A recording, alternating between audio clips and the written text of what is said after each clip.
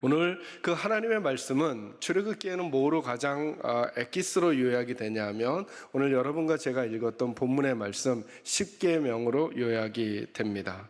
그 십계명을 하나님이 어디서 주셨냐 하면 이제 애굽에서 나온 다음에 3개월이 지났대요. 성경 구절 하나 보죠. 19장 1절을 한번 찾아보시기 바랍니다. 같이 읽을게요. 읽습니다. 시작. 이스라엘 자손이 애굽 땅을 떠난 지 3개월이 되던 날 그들이 시내 광야에 이르니라. 아멘. 그러니까 애굽에서 떠난 지 이제 3개월이 지났어요. 그 3개월 동안 이스라엘 백성들이 하나님께 보였던 최고 많은 반응이 뭐였어요? 이렇게 잘 까먹어 주셔서 제가 여러분을 사랑한다 그랬죠. 계속 설교했잖아요. 제일 많이 보였던 반응이 뭐였어요? 1번 감사, 2번 원망과 불평. 그죠? 참 희한하죠. 애굽에서 건져냈음에도 불구하고 이스라엘 백성들이 제일 많이 보였던 태도가 뭐냐면 하나님께 감사가 아니라 원망과 불평이었다는 거예요. 여러분 예수 믿고 나서 여러분이 하나님께 주로 보이는 반응이 뭐예요? 1번 감사 아니면 원망과 불평. 네. 말할 수 없어서 이렇게 신호로 보내주시는 거예요. 네, 참 재밌죠. 이스라엘 백성들도 하나님께서 종되었던 애굽에서 건져내셨으면 그 나머지 시간들을 감사하면서 조금 어려움이 오겠죠. 당연히 집 떠나면 무슨 고생이에요? 그런 고생이니까 좀 고생하겠죠. 그러더라도 감사로 그 시간을 걸어갈 것 같은데 이스라엘 백성들이 대부분 보냈던 마음이 뭐냐 하면 어떤 사안이 하나 넘어갈 때마다 또 다른 일이 생기며 원망과 불평했다는 거예요. 목사님, 저는 하나님께 별로 이렇게 원망과 불평 안 했는데요, 감사하지 않았다는 게 원망하고 불평하고 있다는 거예요. 그죠? 그 우리들도 우리의 믿음의 삶도 그런 것 같아요. 예수 믿고 살아가면서 직분을 받은 다음에 아니면 어떤 예수 믿고 조금 더 주님을 더 알아간 다음에 내 삶에 감사가 넘쳐서 늘 감사하다, 정말 감사하다 이런 것보다는 처음엔 감사한 것 같았는데 시간이 지나면 표정이 굳어지고 얼굴이 굳어지고 내 삶의 마음들이 따뜻하기보다는 그러지 못해서 억지로 그 걸음을 걸어가는 것 같은 느낌적인 느낌이 우리에게 많이 들잖아요. 그죠? 그게 우리들의 모습이라는 거예요. 근데 더 재밌는 건 뭐냐면 하나님이 그런 이스라엘 백성들을 에이 너희들 필요 없어 라고 버리시는 게 아니라 참 희한하셔요. 하나님 쪽에서는 아무 유익이 될 것 같지도 않은데도 불구하고 하나님께서 이스라엘 백성들을 꾸역꾸역 끌고 가고 계신다는 거예요. 그 은혜가 지금 누구에게 있어요? 우리들에게도 있죠. 그죠? 저와 여러분이 지금 하나님께 사랑받을 만한 목사일까요? 저와 여러분은 하나님께 사랑받을 만한 장로님들이실까요? 저와 여러분은 하나님께 사랑받을 만한 그런 행동과 그런 말과 그런 삶과 그런 생각을 하며 살아가는 성도들일까요? 라고 묻는다면 우리들 누구도 하나님 앞에 자신 있는 사람 없죠. 그리고 오늘 목사님 읽어주셨던 십계명의 말씀 첫 번째 계명부터 마지막 10번째 계명까지 읽고 들으셨잖아요. 여러분 그거 읽으시면서 여러분 마음속에 이런 분 혹시 계세요? 나는 이 첫 번째 거부터 10번째 거까지 완벽하게 지키면서 살아라고 손들 수 있는 분 있겠어요? 아무도 없잖아요. 그죠? 그런데도 참 희한하죠. 마치 하나님께서 이스라엘 백성들을 버리지 않으셨던 것처럼 저와 여러분도 지금도 버리지 않았다는 사실을 이 말씀을 읽으면서 먼저 저와 여러분이 하나님의 마음 캐치해내시기를 주의 이름으로 축원합니다. 하나님 아직도 날 버리시지 않으셨다. 따라합니다. 하나님이 아직도 날 버리지 않으셨다. 믿으시면 아멘 하세요. 네, 이것이 예배를 드리는 저와 여러분에게 가져야 될 첫 번째 감격과 감동인 거예요. 지난 일주일을 어떻게 살았을까요? 우리가 하루하루를 순간순간을 주님이 뭘 기뻐하실까, 주님 앞에 뭐가 아름다운 것일까를 고민하고 또 고민하면서 그렇게 살아드리려고 분투하다가 여기 왔을까요? 아니면 주님 잊어버리고 내 나름대로 내 방식대로 살던 시간들이 대부분 많았고 어제 저녁 잠들기 전부터 정신 차려서 내일 예배당 가야지 하다가 왔을 가능성이 우리에게 농후할까요? 후자가 훨씬 농후하죠, 우리에게. 그런데도 하나님 우리 버리시지 않았어요. 왜요? 오늘 본문에 보니까 이스라엘 백성에게도 그랬다는 거예요. 그 시간이 얼마 지났냐 하면 3개월이 지난 다음에 이제 이스라엘 백성들이 시내 광야에 이르러 시내산 자락 아래에 있었던 거예요. 그때 하나님께서 모세를 부르신 다음에 시내산 꼭대기에서 하나님께서 모세에게 두 가지를 주세요. 제가 여러분에게 늘 이렇게 말씀드리죠. 예배는 하나님께 드리는 거라고요? 아니면 하나님께 받는 거라고요? 예배를 드린다라고 하는 표현을 써요. 그 단어의 의미를 모르거나 그 어법을 왜 우리가 쓰고 있는지를 제가 잘 몰라서 하는 말은 아니에요. 그러나 여러분, 더 정확한 표현은 예배의 본질은 뭐냐 하면 우리가 하나님께 드리는 게 아니라 하나님이 우리에게 주셔야 예배가 돼요. 오늘도 저와 여러분이 예배를 드리잖아요. 찬송을 드리죠. 헌금을 드리죠. 기도를 드리죠. 그래도 예배 안 돼요. 누가 주시지 않으면요. 하나님이 주시지 않으면요. 하나님이 여러분에게 은혜 주시지 않고, 하나님이 여러분 만나 주시지 않고, 여러분 만져 주시지 않잖아요. 그러면 우리는 그냥 목 아프게 노래한 거고, 그냥 우리는 주머니에 있는 돈만 잃어버린 거고, 그냥 우리는 공중에다가 소리만 지르고 가는 것에 불과한 거예요.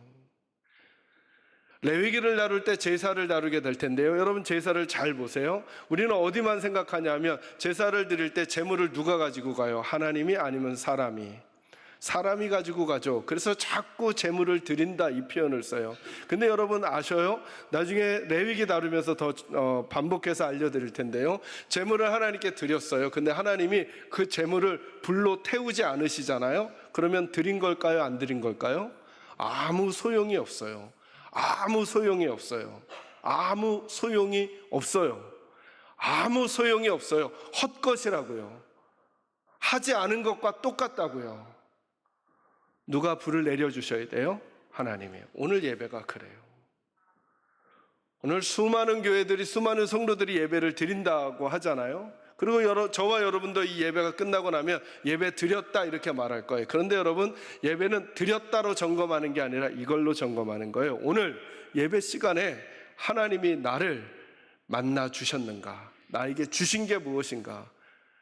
왜 그러냐 하면 예배의 자리는, 자, 십계명을 받았던, 또 성막에 대한 것을 받았던 시내산 꼭대기를 생각해 보세요. 누가 누구를 불러요? 모세가 하나님을, 하나님이 모세를, 하나님의 모세를 불러요. 이게 예배의 자리예요. 예배의 본질은 뭐냐 하면 하나님과 사람이 만나는 거예요. 아니죠. 하나님이 사람을 만나 주시는 거죠. 그리고 하나님이 사람을 만나 주시면 사람이 하나님에게 주고 끝나는 게 아니라 하나님이 그들에게 무엇인가를 주셔야 끝나는 것, 이게 예배예요. 삭개오가 예수님 만나죠. 예수님이 그에게 말씀하시죠. 12년 혈루증을 앓았던 여인이 예수님 만나죠. 예수님이 그 여인을 고쳐주시죠. 그죠? 예배의 본질은 만남이거든요. 그러니까 우리 계산자유교 식구들은 늘 이 싸움을 하는 거예요. 나는 오늘 예배를 드렸다로 끝나는 게 아니라 나는 오늘 하나님을 만나러 나간다라고 씨름하셔야 돼요. 그리고는 내가 찬양을 하고 기도를 하고 헌금을 하고 교회에서 봉사를 했던 상관없이 마지막 돌아갈 때 나는 하나님께 뭐 받았는가? 왜냐하면 하나님께 받으면 그 다음부터 새로운 삶이 가능해지는 거거든요. 모세와 이스라엘 백성을 보세요. 십계명과 성막을 받으니까 하나님께로부터 받았어요. 그죠? 그러니까 이제부터 그들이 씨름할 이유와 목적과 방향이 생겼어요. 십계명과 성막을 가지고 살아갈 이유가. 삭개오가 예수님 만나서 예수님께 은혜 받잖아요. 그러니까 삭개오가 말하잖아요. 내가 불의하고 토색한 거 있으면 다 토해내겠다. 왜 그 변화가 생겼을까요? 왜 변화가 생겼을까요? 하나님 만나고 예수님 만나니까요. 저와 여러분도 바뀌어지려면요, 여러분, 저희가 새 인생 살려면 방법 없어요. 바꾸셔야 돼요. 안 바꾸잖아요. 안 바꾸면 새로운 인생은 불가능해요. 그러니까 예배는 왜 매 주일마다 예배가 우리에게 허용되는 것인가? 저와 여러분에게 바꿔진 인생 살려고 하나님이 주시는 기회란 말이에요. 이 시간에 하나님, 나 일주일 동안 내 맘대로 살다가 예배 드렸으니까 일주일 동안 잘못 산 거 예배 드린 걸로 퉁치려고요, 이렇게 하는 게 아니고, 일주일 동안 잘 못 살던 내 인생과 내 삶을 새로운 인생으로 살려면 주일날 하나님께로부터 받아서 내가 바뀌어져야 되거든요. 근데 바꾸려고 하는 다짐과 결심은 우리가 수도 없이 해요, 여러분. 그런데 안 돼요.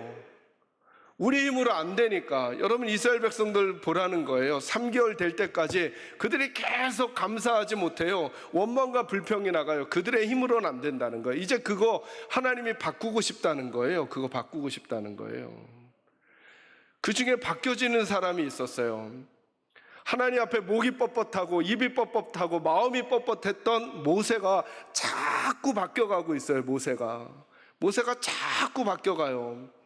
여러분 나중에 성경 읽으시면, 아니 들어보신 것도 많이 있잖아요. 이스라엘 백성들이 모세를 죽이려고까지 하거든요. 근데 여러분, 하나님께서 그런 이스라엘 백성들을 이제 진멸해 버리겠다고 하니까 누가 이스라엘 백성들을 하나님 앞에서 중보해요?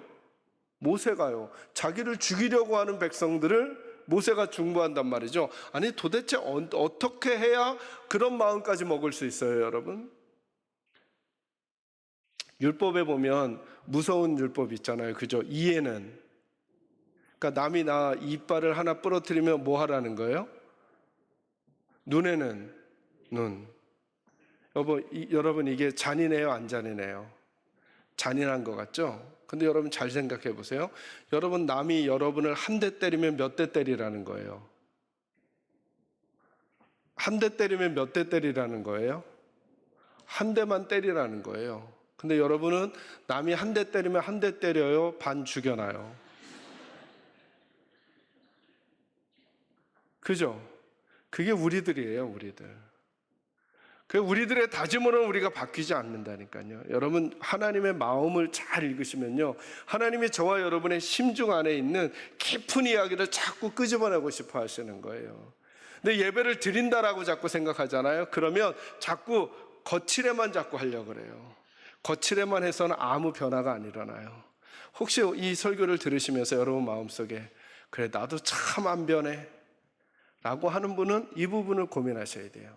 성경을 읽는데, 예배를 드리는데, 그리고 주의를 지키는데 이게 다 거칠은 거예요. 모세가 시내산 꼭대기에서 하나님께로부터 십계명과 성막을 받았듯이 저와 여러분이 매 주일마다 이 예배당을 마치 시내산 꼭대기라고 생각하고 걸어온다고 생각하면서 이미지를 만드시는 거예요.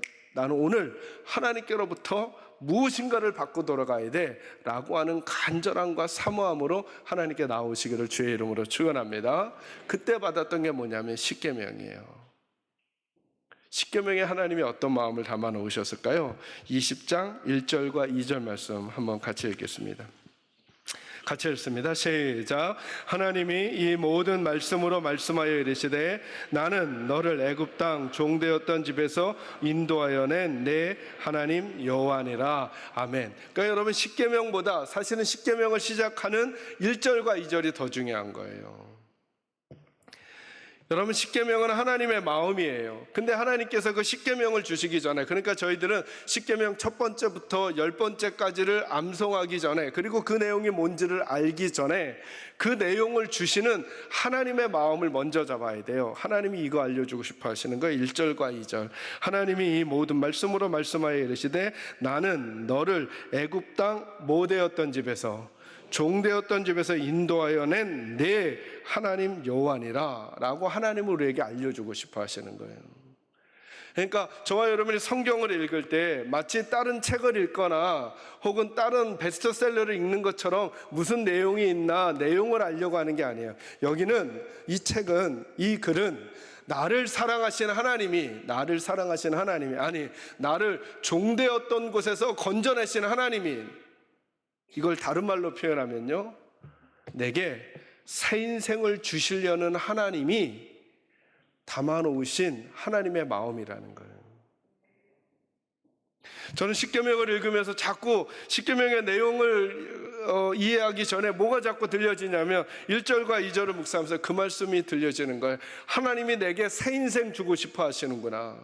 그러니까 이스라엘 백성들을 보니까 이스라엘 백성들에게 하나님이 무슨 마음 갖고 계시냐면 나는 너희를 종되었던 곳에서 건져낸 내 하나님이야. 이게 무슨 소리처럼 자꾸 들리냐면 난 너희들에게 새 인생을 주고 싶어. 난 너희들에게 새 인생을 주고 싶어. 지금까지 살던 거랑 다른 인생을 살게 하고 싶어. 이게 하나님의 마음인 거예요. 저는 이 시간에 여러분에게도 이 음성이 들려줬으면 좋겠어요. 하나님이 여러분에게 새 인생 주고 싶어 하신대요.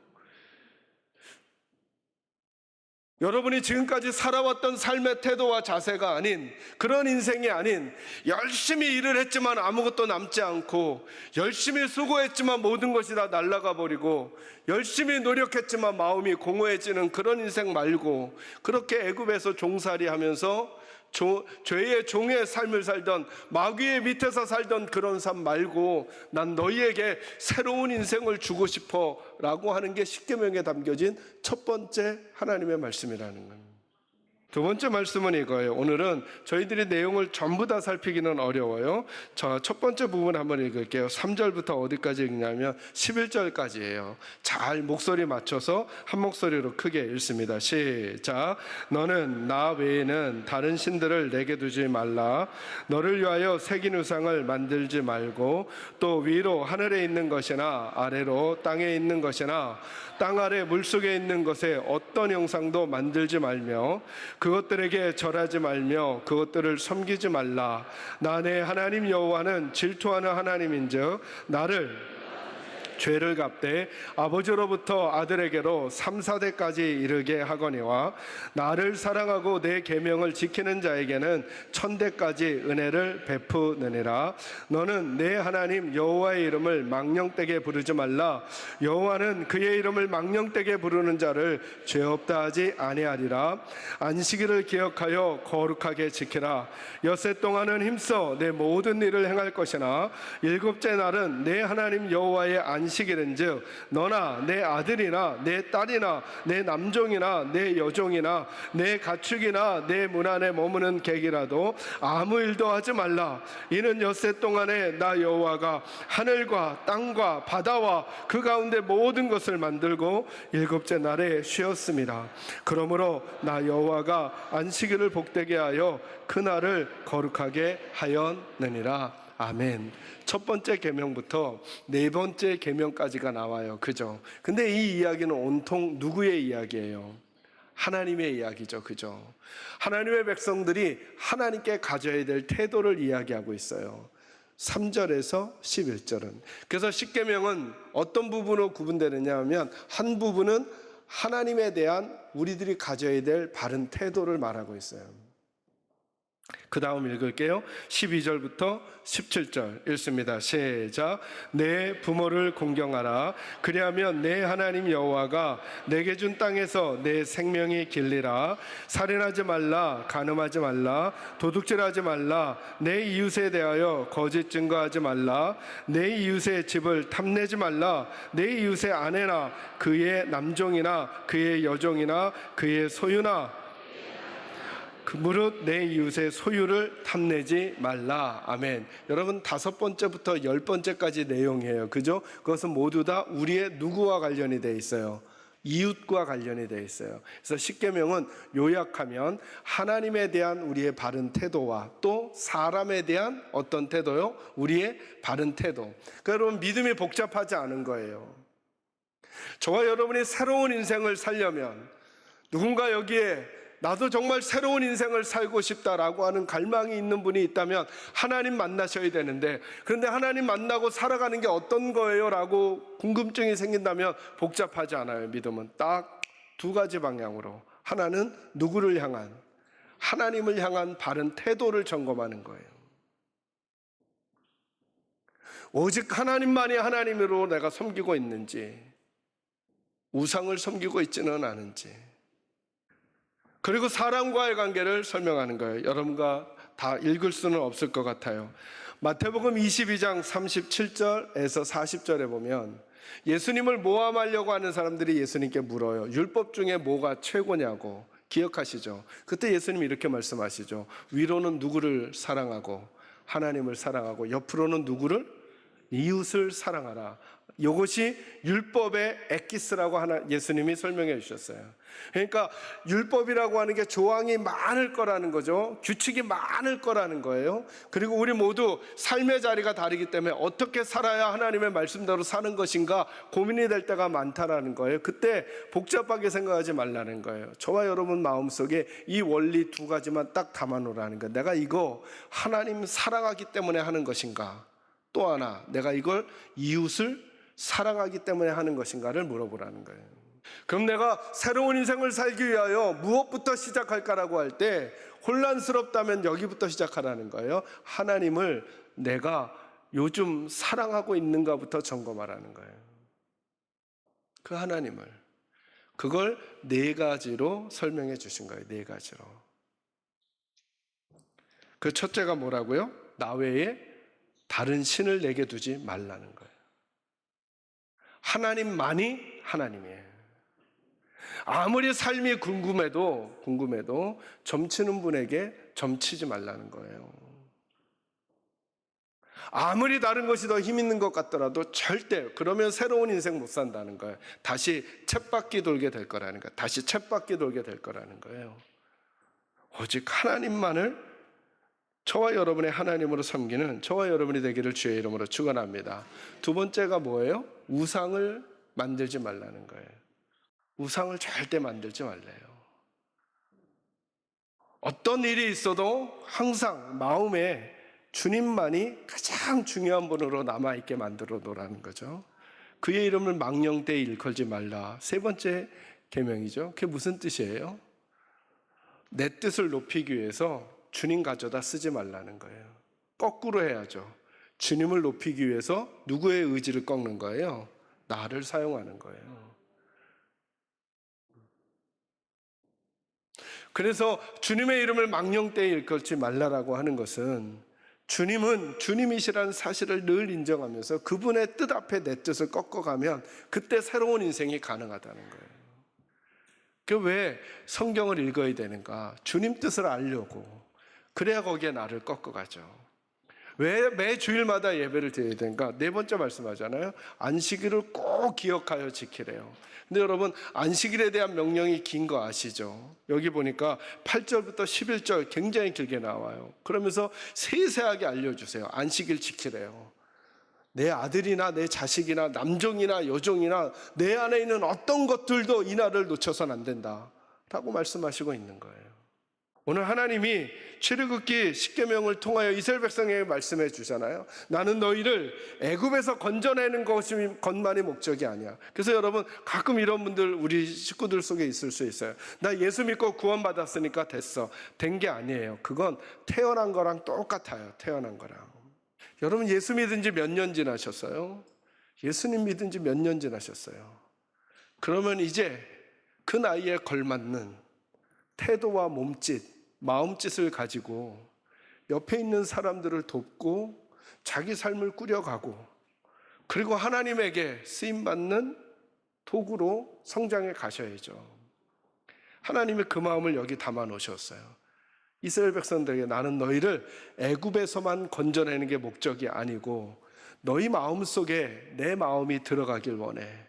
그래서 너희가 하나님을 사랑하고 이웃들을 사랑하면서 사는 정말 멋진 내 자녀가 되기를 원해 라고 하는 마음이 하나님의 말씀 속에 담겨져 있는 거예요. 이 십계명을 잘 보면 이런 말로 돼 있죠. 한 부류는 이렇게 하라, 그리고 이렇게 하지 말라, 이렇게 돼 있어요. 그죠? 이건 남을 향하여 하나님께서 지적하라고 하시는 게 아니라 나를 향해서 하나님께서 주시는 말씀이거든요. 그래서 하나님의 말씀에 대한 우리의 반응은 늘 순종과 불순종으로 이어져요. 그리고 하나님은 계속 말씀하셔요. 순종은 하나님께로부터 복을 가져오고 불순종은 하나님께로부터 복이 아닌 다른 걸 가져오게 될 거라고 말씀하고 계셔요. 이 말씀들을 읽으면서 저와 여러분이 이제 이 계명을 지켜야 되겠구나를 보는 게 아니라 하나님께서 내게 순종하는 마음 자세를 원하시는구나를 받으셔야 하는 거예요. 하나님이 우리에게 주신 계명은 그 계명 너머에 있는 하나님의 사랑을 저와 여러분이 보기를 원하시는 거예요. 그리고 그 사랑을 보잖아요. 우리는 우리 각자가 다른 인생을 살게 되지만 하나님을 사랑하게 되는 우리로 하여금 하나님께서 어떻게 하나님을 사랑하게 할지, 그리고 어떻게 사람을 사랑하게 할지를 하나님이 우리 안에 알려주실 거예요. 그래서 사실은 이 십계명은 하나로 요약이 되는 거예요. 사랑인 거예요. 사랑. 하나님을 사랑하는 거예요. 하나님을 사랑하면 길이 보여요. 하나님을 사랑하면 새로운 인생을 살게 되는 거예요. 사람 사랑도 마찬가지예요. 사람 사랑도 사람에게 집중하는 게 아니라 하나님께 집중할 때 사람을 사랑하게 되는 거예요. 하나님만을 하나님으로 섬기고 하나님 앞에서 우상을 섬기지 않고 하나님을 망령되이 일컫지 않고 그리고 하나님 앞에 하나님이 어떤 분인지를 바르게 예배하게 될 때 우리의 삶의 태도에서 다른 이들에 대한 나에 대한 바른 태도와 자세가 나와요. 그게 구체적으로 나는 어떻게 할까요? 목사님, 우리 가정은 어떻게 할까요? 하나님을 사랑하면 방법이 여러분에게 떠올라지는 거예요.